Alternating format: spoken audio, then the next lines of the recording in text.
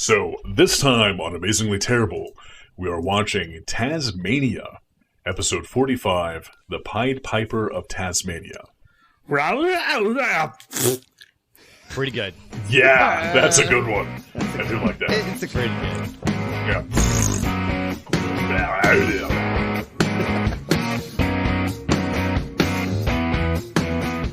You're listening to Amazingly Terrible.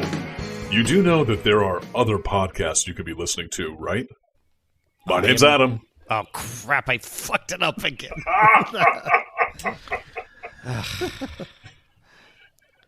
My name's Adam. Damn it! Okay, we got to start it all over. I'm sorry. Oh, man. No, I think we just keep going. We go into Mike. Okay. My name form is Mike. Again with the name form. My name form. It's his new gender. It's my new thing. It being Mike is a new thing for Mike. Yeah. And the only way to truly express his name is through a hovering crystalline cube that generates its own electrical power and weather systems. I was going to go for interpretive dance. Well, it does that too, because it just vibrates at different frequencies. Yeah. You could interpret it as dancing. Exactly. Well, yeah. I think there's one seductive, sultry voice we haven't heard yet, though. My name is David. Oh, there it is. Oh. Yeah. Yes, one stroke per row. That's Nobody knows what That's an excellent callback to something we talked about before we started recording. Yes. And it is a joke so gross that we cannot explain it to you, listeners. Exactly. Maybe in the after hours. This is our new strategy, to reference but never say jokes so that the listener writes the joke for themselves, and it's funnier than one we could make. Word. It's like the monster in horror movies. Yeah, it's like the alien in Aliens. You never see it. It must be so funny. Funny. Yeah. Otherwise, why would we be getting paid to do this week after week after week? You really just went out to harm us physically, I like it. Didn't you, Adam? You just I also like that neither of the things you said are cut true. us deep. We don't do it week after week after week. We are very lazy. Yes, that's true. That is true. Yeah. I have a quick question for David. Question time. So we have a few special shows coming up for Amazingly Terrible to coincide with some special dates and times. So we do know that we have episode 69 coming up, and that's going to be Mike presenting Stripperella. Is it? In these special instances where we're given a chance to choose something to put on the sheet willy-nilly, can we choose something that's already been killed and sent to the graveyard? Oh, man. God damn it. You're not saying no. Haven't you already picked something? No, I have. I'm thinking for like a year away from now when I get another opportunity to do this.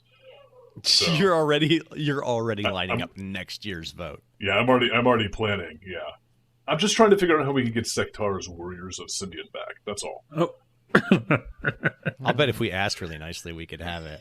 Yeah, or maybe we could turn it into a special mini-series. Yeah, Maybe? Hear the shit that started all the shit.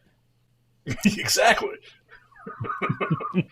This is the thing that we watched when we realized it was all downhill from here. I kind of like the idea, though, that like we were so green and dumb that we like blew what was a great opportunity. I like that. Exactly. Yeah, that seems right. I think you specifically voted off because it was too good. Yeah, No, you that you was said Matt's we didn't reasoning. deserve Yes. that. Yes. Yeah, You directly challenged like our manhoods and said that we're not worthy of such good shows. And No, I don't think that deserve developed until shit. later. and it was true then, and it's true now. So whereas Matt Whereas Matt would love to do a miniseries about Sectaurs, Warriors of Symbiote, he has to fight his tooth and nail to ensure it never happens. Yeah. Anytime success might rear its ugly head, I want to tamp it down. Yeah, like that time that you voted off Pokemon. It was a masterstroke, and it was completely left field too, as I recall. You were like, "What? Why?" Exactly. Yeah, it was a masterstroke. You get one per line, one masterstroke per line. So yeah, when you get to the end of the line.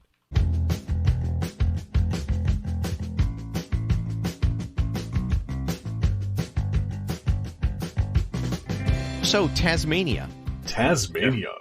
Let's do it. Tazmania.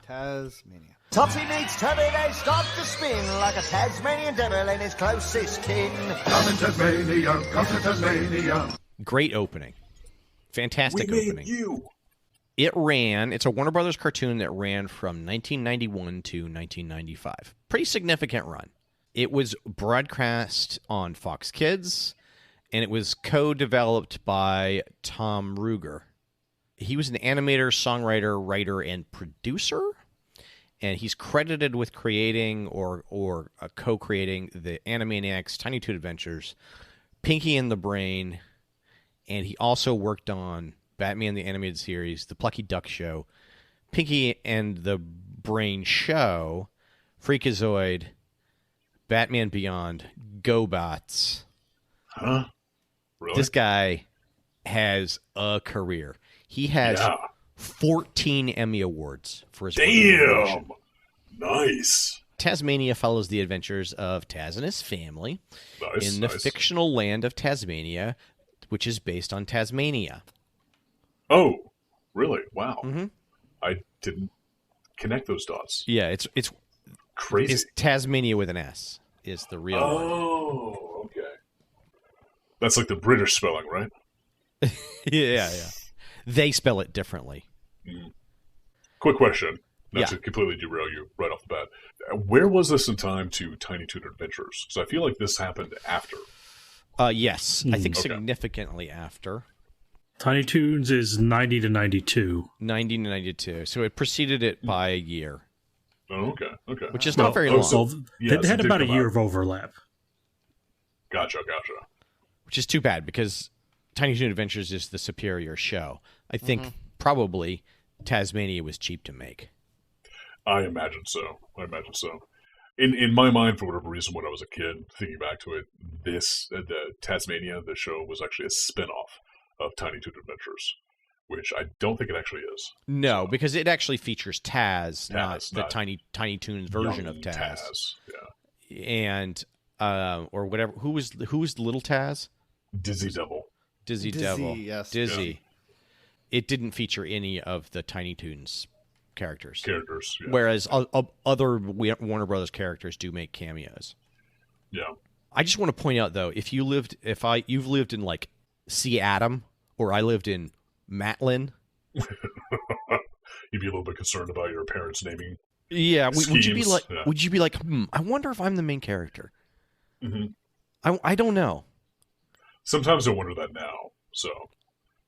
But usually it's when I'm about to do something really bad that I don't want anybody to see. I'll be like, what if this is a Truman Show? Fuck it. I'm going to add pickles to my peanut butter sandwich. Bam. That's why you're the main character. That's definitely something a main character would do. Yeah, totally. Do you think, Mike, do you live in New Mikey? New Mike City? I know I'm a side character. No, you're not.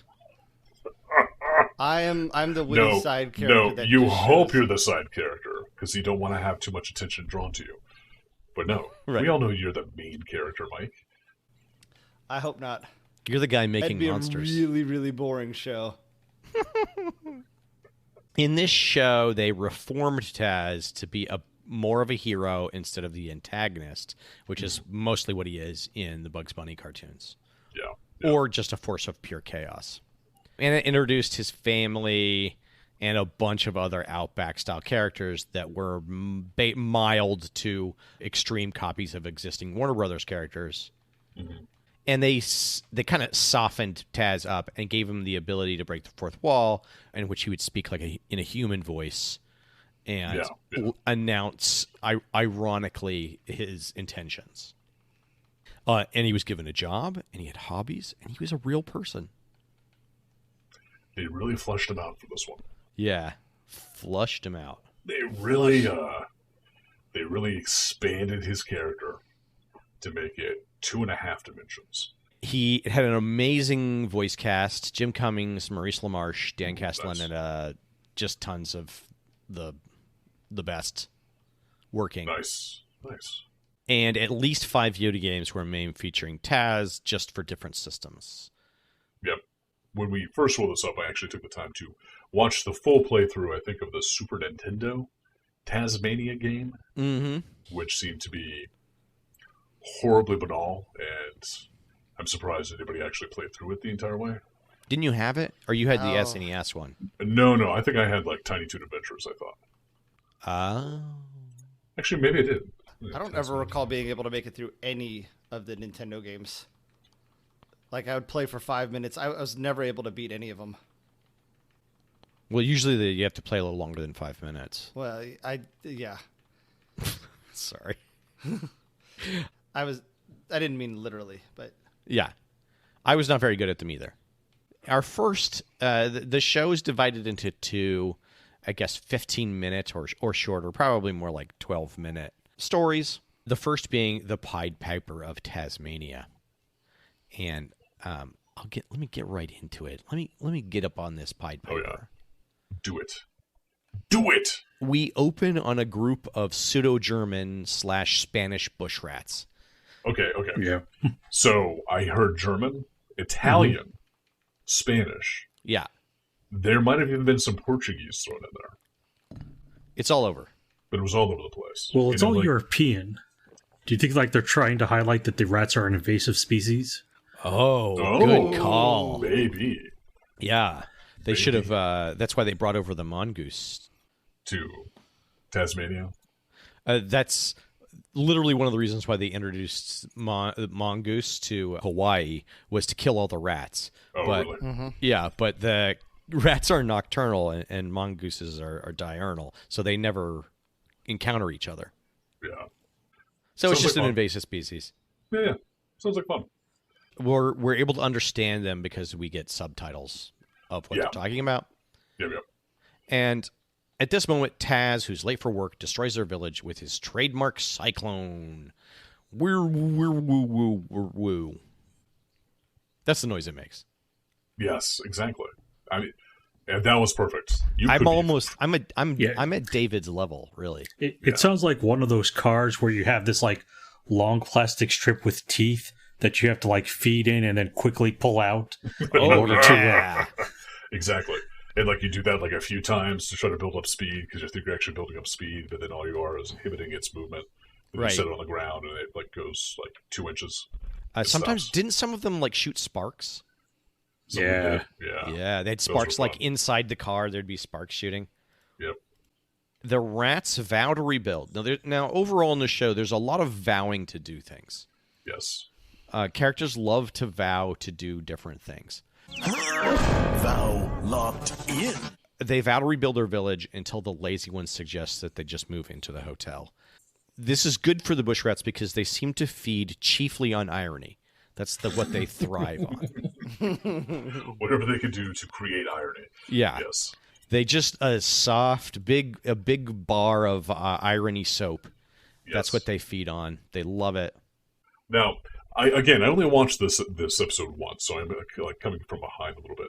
But was this the way you do? The opening scene was the opening scene the one where he stops and he looks at his watch and he says, "Oh my, I'm quite late to work." Yeah. Okay. Yeah, it's the only time he breaks the fourth wall this episode. These two. Yeah. Stories. Yeah. Meanwhile, Taz's boss, Bushwhacker Bob, awakes from a dream about rats and declares his hatred for them. And when he gets up, he puts on the sandals, Taz-shaped slippers as he's getting out of bed. And I had those. I had those slippers when I was a kid. As soon as I saw that, I was like, oh, me. I had those. Where you put your feet into Taz's mouth? No, you put them on like the top of the head because it's his face that's faced forward. Okay.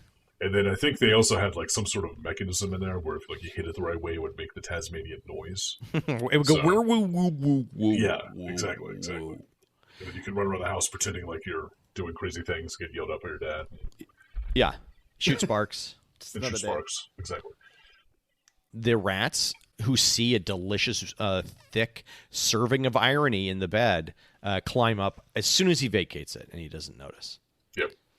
Yeah, these rats do move pretty quickly. Like, they really have taken over in a very short period of time. So. Well, yeah, they breed and like proliferated. rats. Yeah. Bushwhacker Bob demands Taz make him cereal for breakfast, and Taz serves him spoiled milk and boxed cereal. Mm-hmm. Well, in all fairness, Taz does try to warn about the spoiled milk, and Bushwhacker Bob says, "Just make me the cereal," and he's like, "Okay, whatever." Right. He has some plausible deniability. He's very condescending. He's like, "Oh, isn't that cute?" He's trying to talk. Mm-hmm.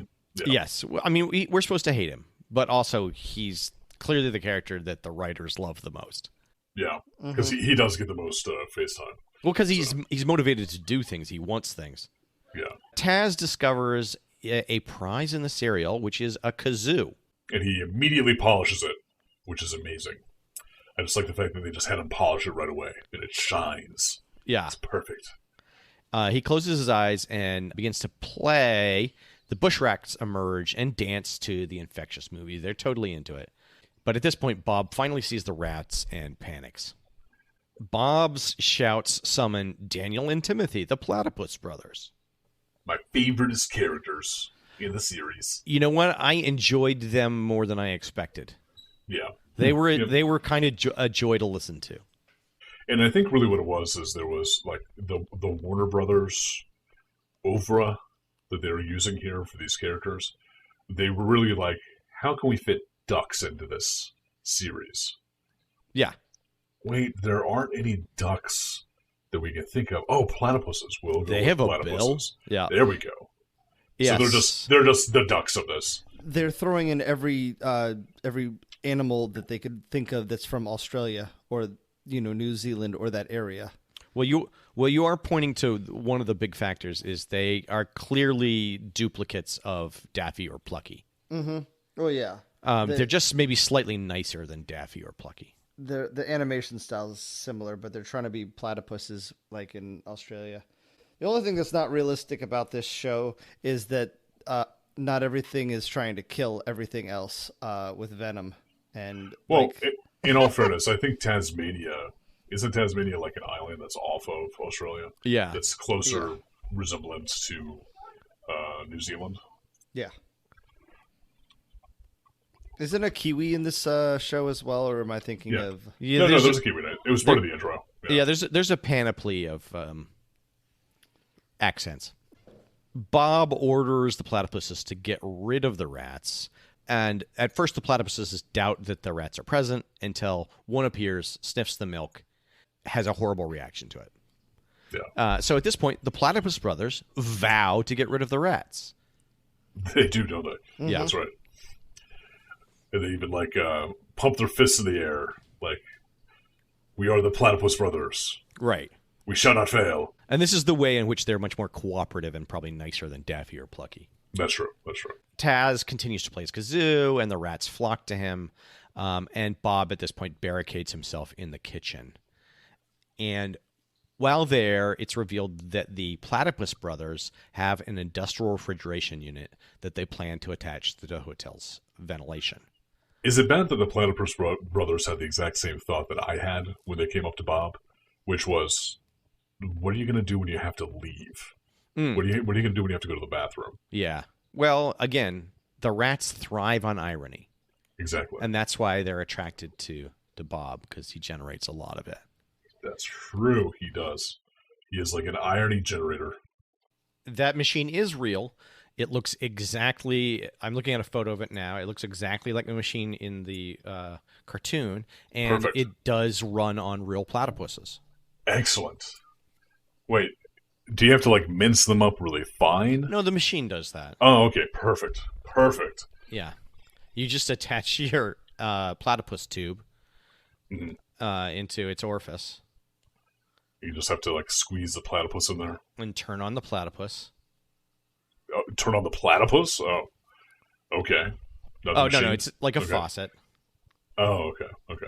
You just twist the bill, and then suddenly it's like, ooh la la. Hey, oh yeah, you think they're BDSM platypus? Exactly. Yeah. Hey, they've got the poisonous barbs in their armpits. Yeah. I mean, my new gamer tag is BDSM platypus. Hey, 42069. If you can get it, I'm pretty sure that might be taken. So. Elite no scope 360 no scope 42069 XXXX XXXX Goku. Go. Yeah. So industrial refrigerator. It is super effective. Yes. And snow flies from the vents, and the floors of the hotel instantly freeze. And Bob is caught up in an ice-skating Congo line of Taz and the bush rats. And this whole time, Taz seems kind of oblivious to the effect he's having on the bush rats. Well, he's into the music, man. He's feeling the music. I just don't think he cares. Or there's that, too. If the rats stay or go. He's so entranced by the kazoo, or just because he's like, all life is equally meat to him? I think the latter. Although it could also be that he's like, as long as there's this weird crisis associated with these rats, I don't have to do my regular work. Yeah. So I'm just going to ignore this and let somebody else take care of it while I write my opus. My kazopus. My kazopus. Bob is caught up in this Congo line, and he's thrown aside and transformed into a snowman by the bush rats after landing in a drift. So this is just like further indignities for Bob. And at this point, the Platypus brothers see this isn't working and change tactics. So they switch the refrigerator to a furnace, but they drop a wrench into it while they're working on it. And this makes the entire hotel explode like a bookstore. What did they call it? They had like a specific name for it. It was like an induction accelerator is what they do. They hook it up to an induction accelerator. Is that what they call it? That's what they called it. And then they dropped a wrench into it. Right. And the induction accelerator is really just a plug that appears to attach to a cable that runs out of one of the platypuses. So it's basically the same machine, but in reverse. Yeah, we see it from a different angle. Emerging from the wreckage, Bob decides to stay at Taz's house after learning that there are no bush rats there. But the rats, fat and bloated on irony by this point, start following Taz playing the kazoo, following Bushwhacker Bob and Taz to their new abode. And I assume only hilarity will ensue. Yep. And I think this is the one where the Platypus brothers also break the fourth wall, don't they? In this one, or is it the next one? Yes, where they're like... Yeah. They're like, or our names aren't the Platypus. You guys know already, looking at the screen. Yeah. So that one was as good. No. Yeah, it feels like the writers are kind of tired of doing this show. Well, this is episode 45, so this is right around that time frame. Because this is what, 45 to 65, right? I don't know. Actually, I didn't even look up how many episodes there were. See, Tazmania, 65, yeah. Because it was around that time frame where they were still trying to get the syndication numbers. So 45 and 65 is in that sweet spot of, like, it's not quite close enough to the end to, like... I thought it was one more than you needed. I thought you had to have 64. No, you have to have 65. All right. Because you have to be able to play it 5 days a week for 13 weeks. Damn. So, yeah. I just wish they would have played them in order. I don't know. That always bugged me about cartoons. What was they didn't play them in order? Nothing got played in order. Well, that's not true. Pirates of Darkwater got played in order because it was a contiguous storyline. So I don't remember it playing in order. It played in order. Okay. Because I remember like you and I geeking out, being like, okay, this week we got to go like meet here to watch this episode because it's a follow-up from last week. So, oh, yeah. Maybe you're right. Fuck. We were nerds. Were? Still are, baby. I know. OG. I know. Why can't you just let me hate myself in peace? Because hating yourself is tantamount to hating me. Wow. So, wow. Screw you, buddy. I'm honored. To be honest, honored. We're cut from the same cloth. To be considered a part of you.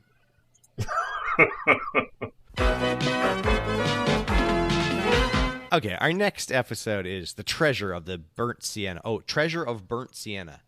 And its title is a parody of The Treasure of the Sierra Madre, a 1948 film directed by John Huston, starring Humphrey Bogart and Tim Holt.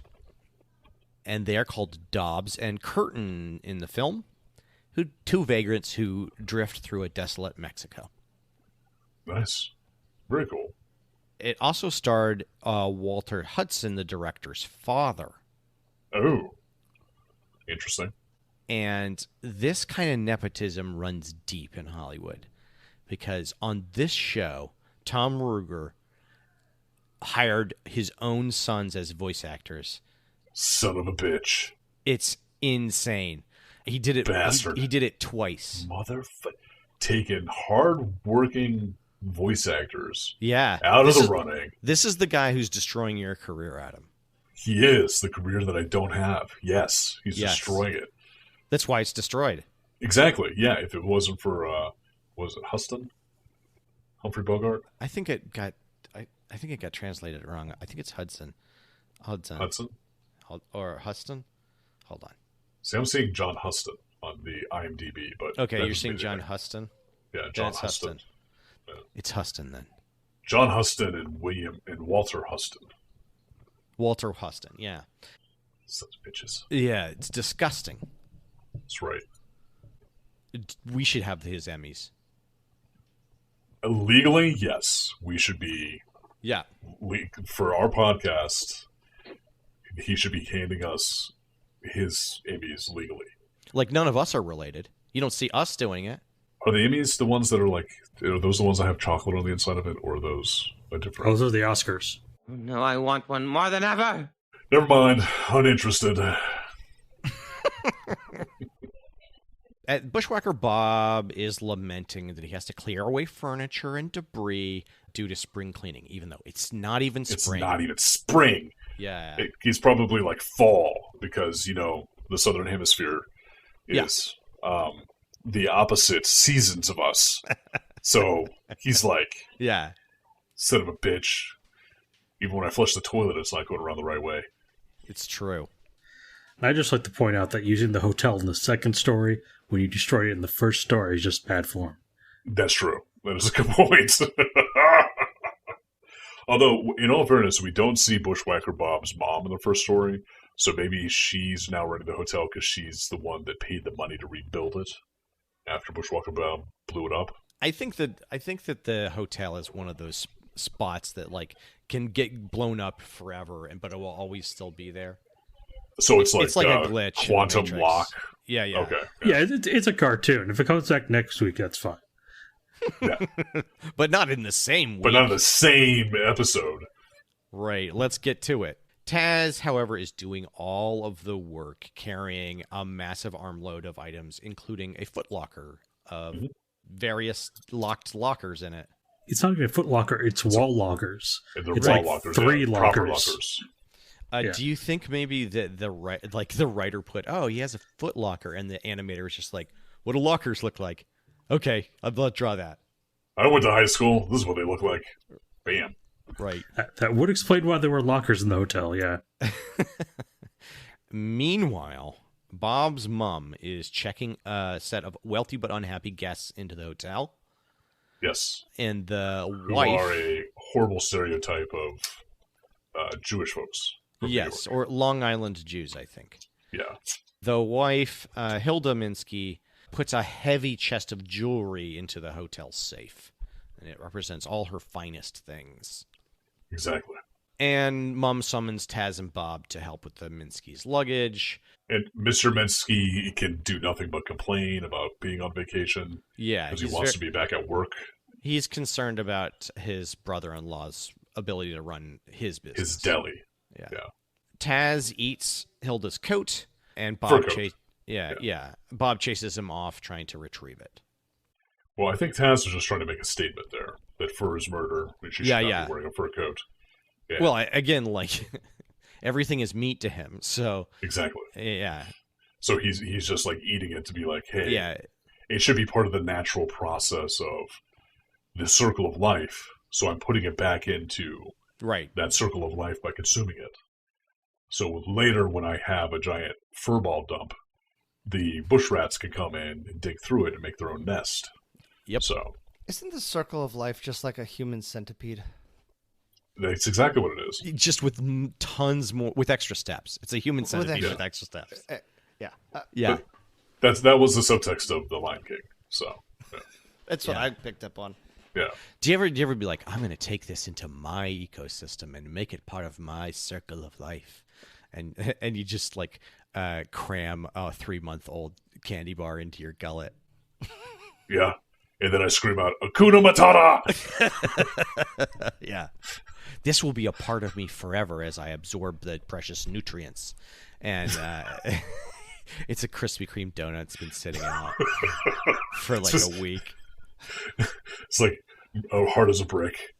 Like, all I need to do is let this sit inside of this 20-year-old scotch, and it'll soften up. It'll be perfect. It sounds like some kind of dessert. One of our circle of life. like some boomer parent would make. Yeah. Sounds amazing. Just got so good in scotch. The boomers knew how to live, man. The boomers know how to live. They did. Yeah, back before they were all anti-drug. Back before Nancy Reagan. Yeah, they knew how to live back when, houses were like $5,000 and college was $200. Yeah. Mm-hmm. They knew how to do it. Exactly. Okay. Hilda doesn't really care about her coat and just asks about vacation activities for fun. And at this point, we enter Mr. Thickley, who is a wallaby. Oh, he was a wallaby or a wallaroo? I don't know. I think he's a wallaroo. A wallaroo? Yeah. He looks like a kangaroo. He looks like a kangaroo, yeah, so that would be like a wallaroo. It's like a small kangaroo. Okay. Oh, no, I guess no. It looks like a wallaby is also a small kangaroo. Yes. Never mind. It's a wallakang. But he's as big as a person, so he should be a full kangaroo. Yeah, he's enormous.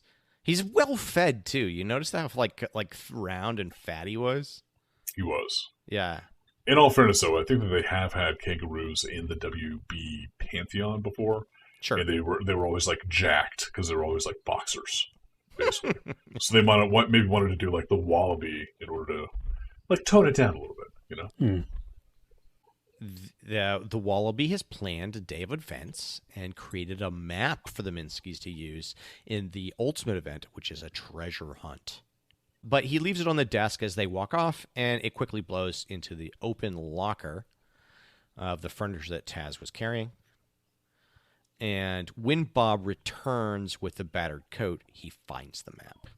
Mm-hmm. A twist of fate. And this sets up like the essential, each one of these episodes functions on like, here, this sets up the recurring premise, and we're going to milk this to death. Well, yeah. Yeah. To death as much as they can to death within like a 8-minute period. As time allows. Yeah. Yeah. We're going to destroy this in the limited time we have. But I do like the fact that the banged up fur jacket is basically just now a fur miniskirt. Yeah, it's like a tube. Yeah. Yeah. It's hot. It's hot. It's made out of fur. Yeah, Bob follows the map and starts digging at a location marked with an X.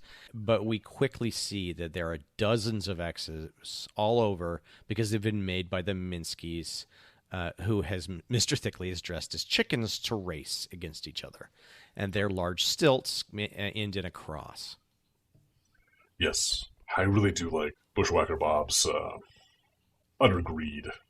Yeah. Just like his lust for fortune and glory. Yeah, he's despicable. Yeah, it's awesome. He really is like the anti-hero, right? Like he's not the antagonist. He's clearly the writer's favorite character. Yeah. At this point, Taz finds the hole that Bob is digging and he dumps the trash bin in, and Bob freaks out and sends Taz away to clean up the island while he continues digging. And this is the recurring theme. He continually sends Taz away when Taz might find out what he's doing. And then we get another scene where he's continuing to dig at another set of holes, and Taz again interrupts him, blowing away his map with a leaf blower. The leaf blower, yeah. Yeah. I didn't really understand what the point of the leaf blower was. Was he sent on a task before that? Yeah, he said he was told to clean up the island. Oh, okay. So the leaf blower was to clean up the island. Right. At this point, Bob sends Taz to start digging for him, and Taz rapidly generates multiple holes around the island that start to geyser up water. And just by doing his spinning trick and just like drilling into the ground. Basically. Drilling into the ground. Although Bob does do a really nice move here where he's trying to get Taz to go away from him, and he puts his finger on the top of Taz's head and spins Taz, which then initiates the spin, so Taz can't stop and has to spin away. Yeah, he starts him like a gas mower. Yeah. I like that move. It was pretty cool. Bob's totally in command here, man. This is his world. Oh, yeah. We're just living in it. Yeah. At this point, Mr. Thickley arrives with the Minskys and reveals to Bob that the map he had was fake and had been created by Mr. Thickley. Yeah. And the Minskys dig up a treasure chest, but Bob is so enraged that he fights for it and finally wins it from the Minskys and opens it to reveal a teeny tiny trophy that Mr. Thickley made. Mm-hmm. And what does it say? It's like #1 treasure hunter or something like that? Yeah. Nice. But at this point in time, Taz has been off screen for a little too long. Yes, he's been off causing trouble. And Taz arrives and digs a hole and comes back with the hotel safe because Thickley and the Minskys have headed off to play shuffleboard. Yes. And again, Bob uses Taz as a can opener, quickly cracks the safe, finding all of Hilda's jewelry. Which, in all fairness, does seem like it's a proper treasure because there's like crown jewels in there and stuff. Yeah. Completely, there's just like massive random things in it. I was kind of hoping there'd be like an infinity gauntlet in there. That'd be kind of fun. Do you think that like going forward, all treasures will always have an infinity gauntlet in it? Ooh. You gotta think so. Or at least like infinity gems. Yeah, and modern treasures. It needs to have the necklace pendant that Rose dropped into the bottom of the sea. Yeah. Because they swam down and got it. Got to have that. Yeah. Got to have the infinity gauntlet. You got to have those big Hulk fists, the foam ones. With the bong inside of it. Hulk bong. Yeah. A plastic Captain America shield, if that's the case. Yes. Yeah, both. You do shots off the one of the ones that's a little too small. It's like kind of rinky dinky. Yeah. So Bob grabs the treasure, but his joy at finally being rich is cut short as the holes tags dug sink the island that the hotel is on. Yep. To which Bob doesn't, continues to weather it. He says he doesn't care. He's rich. But Mom rose up with the Thickleys and the Minskys, who are apparently the only people staying at the hotel, and reveals who owns the jewels. Which Bob then returns and then tries to explain what he was doing and sinks beneath the island waves, still trying to invent wacky stories and blame it on Taz. But not before breaking the third wall again to, wave bye-bye. Yes. And comment that this wasn't possibly the best ending.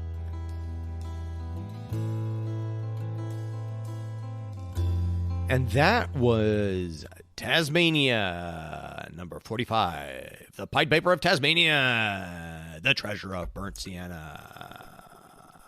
Yeah. Come to Tazmania. Come to Tazmania. We mean you. I've been Mike. Yeah,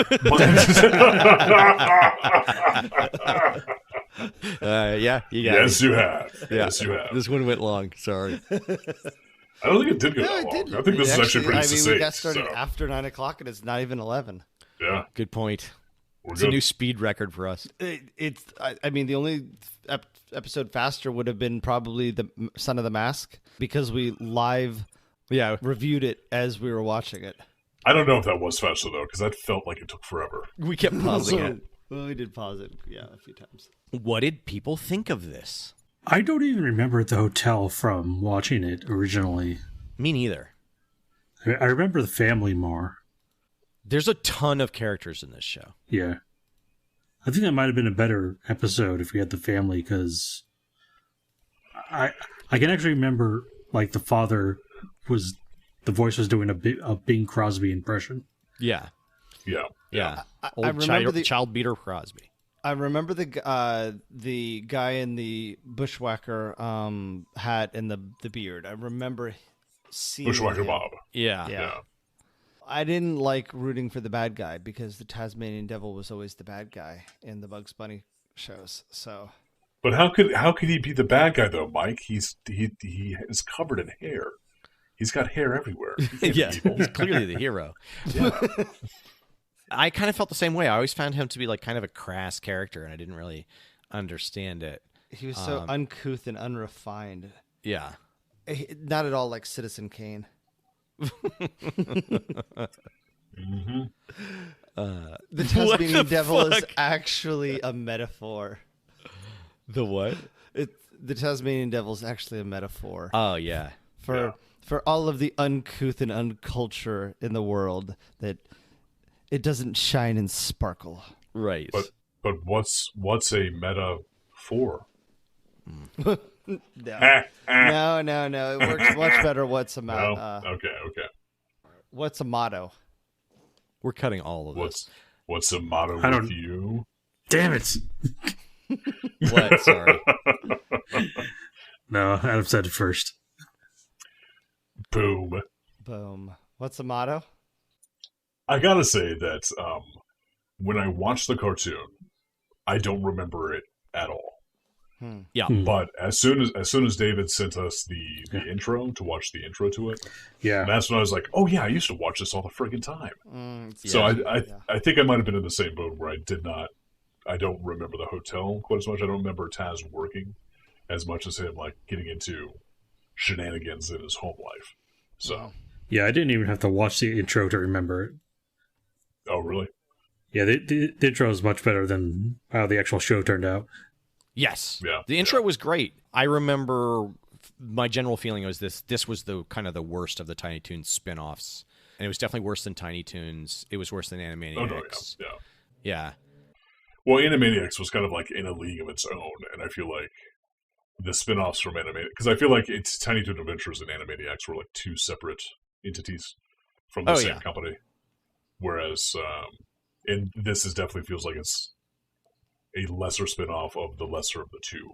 Because I feel like Animaniacs was a cut above Tiny Toon Adventures. Even though I did love Tiny Toon Adventures when I was a kid. I do remember enjoying that quite a bit. So. Me too. I think that Tiny Toons was for the 10 and under crowd, whereas Animaniacs was for like the edgy 11 and 12 and up, Yeah.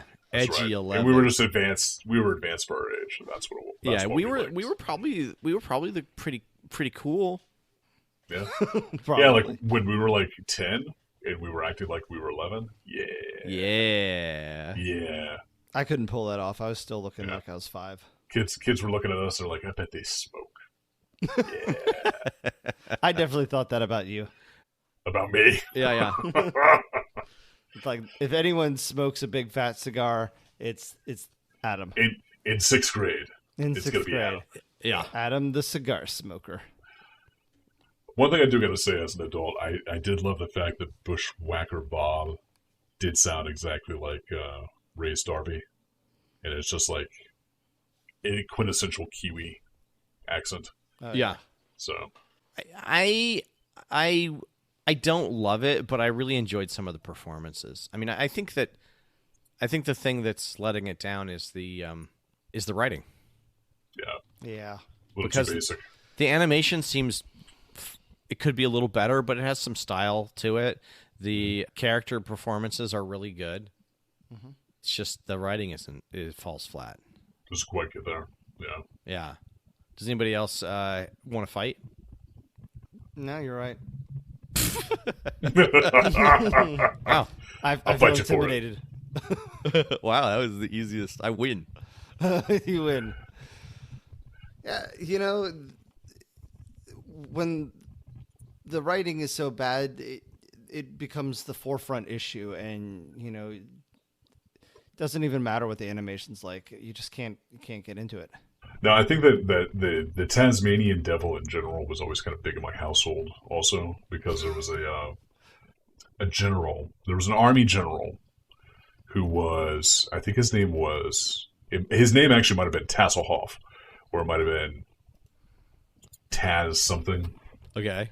And my father always referred to him as the Tasmanian devil.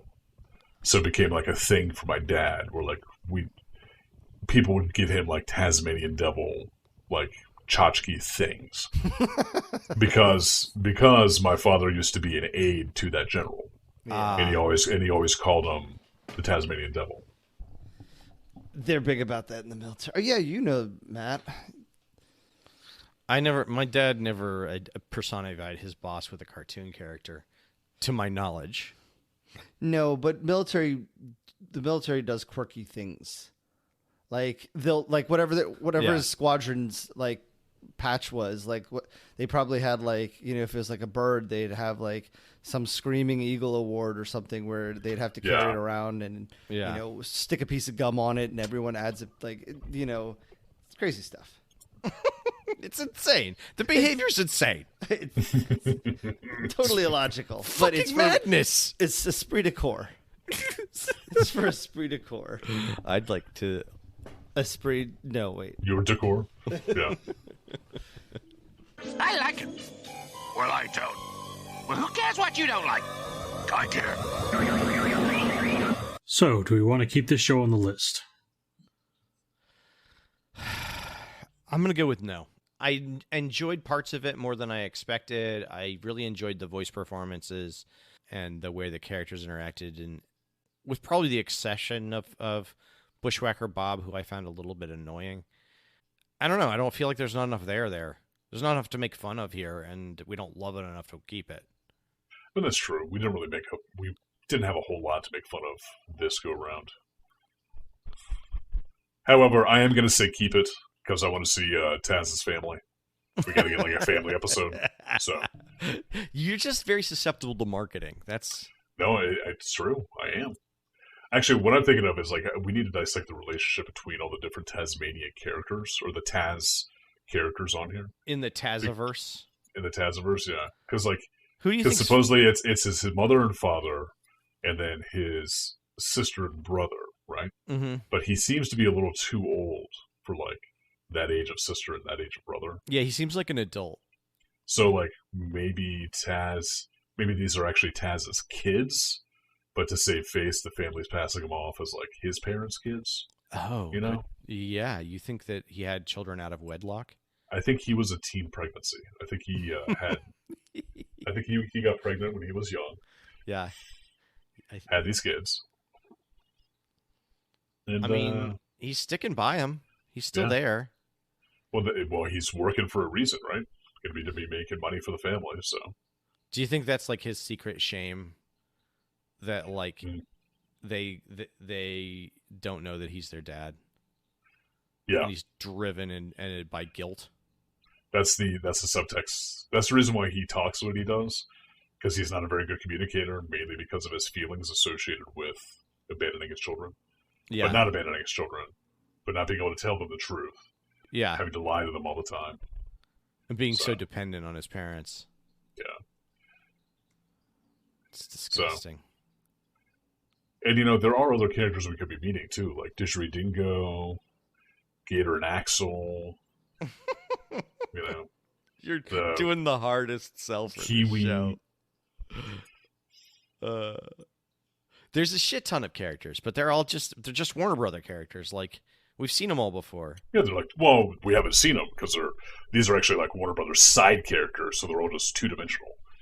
Do you think Bushwhacker Bob's going to ever dress up in drag in order to fill Hunter like Bugs Bunny does? I don't think so.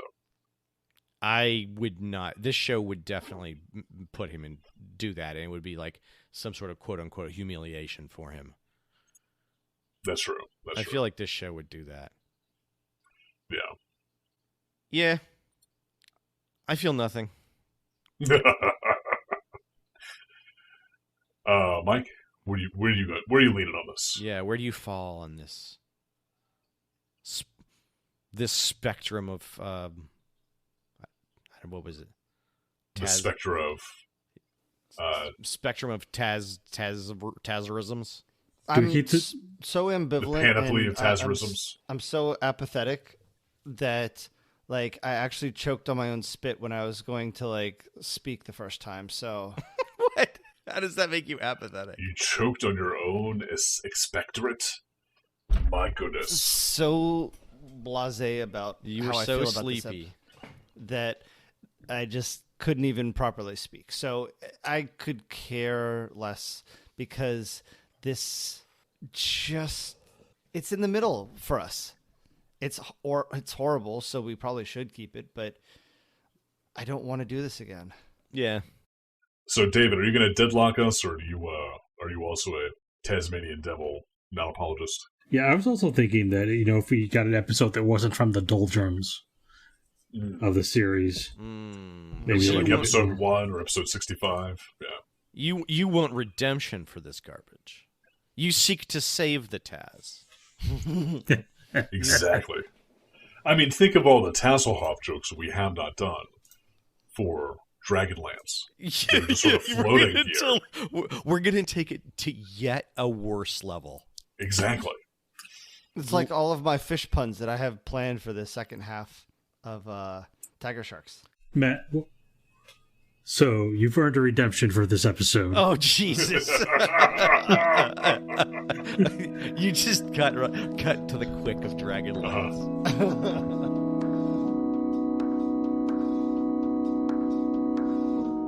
You think about what you want to do, and then David and I will talk about Dragonlance. Yeah. So, David. So, my brother has all the books. Oh, does he really? So, nice. So, yeah, but that basically means all of my knowledge is secondhand from him.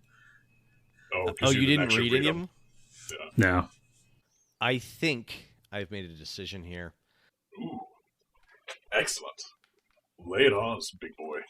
I'm going to promote Defenders of the Universe. Ooh.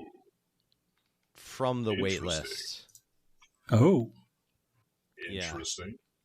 Oh, sorry. Defenders of the Earth. That's the one I want. I think we already have it in. That's already up there. Is it? I thought it's number 42, Defenders of the Earth. I thought it was on. Oh. I thought 65 it was still episodes. I thought it was still on the wait list. Fuck me. Well, it's another one we have on there twice. God damn it. We're actually going to have 2 entries. I think because I added it last time. No. I was looking at it last time and I liked it. God damn it. Okay, I've removed it from the wait list. So Excellent. What do you want to do, Matt? God damn it. Boost it. Just boost Defenders of the Earth. No. No? No. You don't like this enhancement? No. You think it cheapens the sport? No, I gotta find another esoteric garbage thing to throw at you. Well, you already added Dragonlance. Remember that. I did. Yeah, I can't wait for us to watch it. It's terrible. It's going to be amazingly terrible. I see what you did there. What is this garbage Hypernauts doing on the list? Ugh. What? What is this garbage Hypernauts? Hypernauts? What is that doing on our list? You gotta add it. That sounds like exactly the type of thing that should be on the list. Oh, God damn it. It's so... Oh, I hate it. Put it on the list. Yeah, add it. There we go. Bring it up top. Oh, it's so bad. Oh, okay. It's a proof of concept show. Oh. To prove that the computer-generated imagery could be used to make a cartoon. Oh, my God. Oh, this is going to be amazing. 13 episodes, 5 unaired. Yeah. Nice. This is from David. You found this, didn't you? Yeah, this is from the D catalog, definitely. Nice. Oh. This is not something that anyone remembers. No. Or has seen. Yeah. No. It's like theoretical. This is yeah. ABC Productions. We might open this up and all the tapes are blank. It's just static. This is nice. Nice. This is where we prove the Mandela effect is a real thing. Right. They're like, yeah. It's like the end of Contact. We're like, yeah, there's static. 16 minutes of static. Yeah. That was a great movie. Should add that to the list. Yeah. March 1st through April 13th of 1996. This was right during our heyday, and none of us know what it is. Nice. I'm looking at a photo from it, and it looks like... Looks so bad. It looks like Babylon 5... shat itself into the uncanny valley. Had a one-night stand with Star Trek. Anyway, so Hypernauts, you added that to the list. That is added to the list. Sweet. 13 episodes. Hypernauts. I really hope we get a chance to watch this, like, now. Ooh. It looks very bad. So we need to roll somewhere between $11.95 and $12.11, boys. Got to do it. All right. We want cartoons 26 hours a day. Sorry, Damn it! I rolled a bit higher than that. What'd you roll? 2675. Damn. We go up. I have to ask you every week. We go up. Yeah, I don't. Next highest is 2689. The Legend of Zelda. Nice. 1989. It's so bad. 13 Yeah, it really episodes. It's so bad. Was that one of those and Friends thing where there's like two shows in one? The Legend of Zelda? Yes, it was part of the Super Mario Brothers Super Show and only aired on Fridays. That's okay. Mm-hmm. Nice. It was this, yeah. It's the part Nice, two nice, thingy, nice. yeah. And I always missed that Friday, and I was so pissed because I always wanted to watch Zelda, and for whatever reason, I would forget, or something would come up, or there'd be like band practice or something. We talked about this. We talked about this. I never saw it either, and they always made it look fantastic, but it's garbage. Oh, I can't wait to have all those years of wishing I watched it more smack me in the face when we watch this. Yeah. Yeah. This is a dream destroyer. It's going to punch you right in the crotch, is really just what it's going to right in the feels. Yeah. Because that hurts way more in this instance. We I got a real wait. ball buster here, boys. We do. So I'm gonna have nightmares just thinking about it tonight. So we have 13 episodes. Which episode are we going to be doing, David? We're going to be doing number 4. Nice. Number 4. Excellent. Or rather, you're going to be doing number 4, Adam. Ooh. Me? Wow. Oh no! Yes. I can't wait. I'm already feeling it. Let's just do it right now. Let's do a special pop podcast. Just keep on going. Do you think that they will ever successfully make a Zelda movie?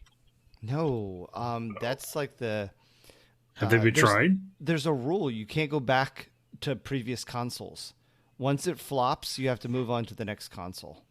Then why are they making the new Mario movie? That's because Chris Pratt needed a job. Yeah. Why did they make the Sonic movie? I know. The Sonic movie. Yeah. No, it's worth. I think that they could try. It depends. Who are they targeting? What's the? If they're targeting our nostalgia, then they'll win, and it'll be total crap. But if they're trying to reach out to the next generation of kids, then I'll have to watch it anyways, and it'll probably be a little bit fun. But I feel like it's different. Never mind. Nice. Episode 4 of The Legend of Zelda, 1989, is Kiss and Tell. When Link rescues a fair maiden from a ferocious dragon, he gets a kiss as his reward. Wow. Sexual harassment. At its finest. Wow. That is the plot of an entire TV show. An entire episode. All right.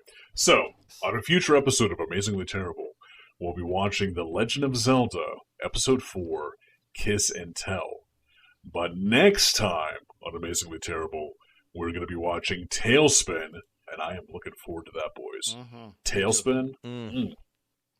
Yeah. Creme de la creme. I feel like this is the one that could be on the edge, though.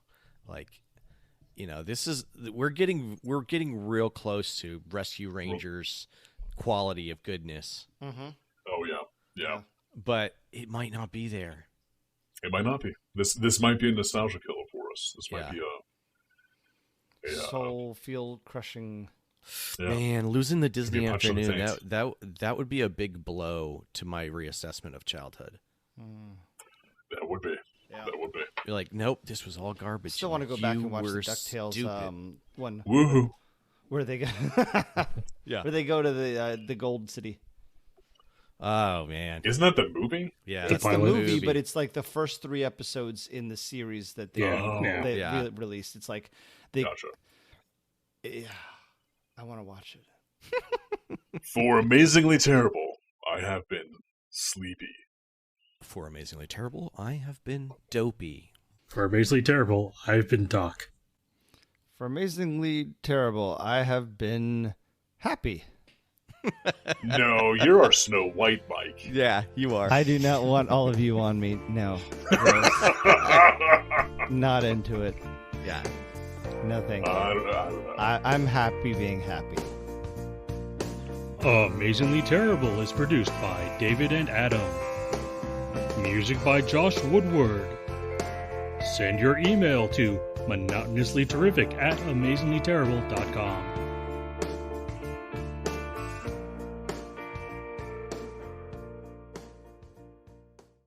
Negative amnesia. What is it? Negative what? Negative. Negative magnesium absorption. Magnesium. Yes. Like you're not getting enough magnesium to your brain. Negative magnesium absorption sounds like a '90s band.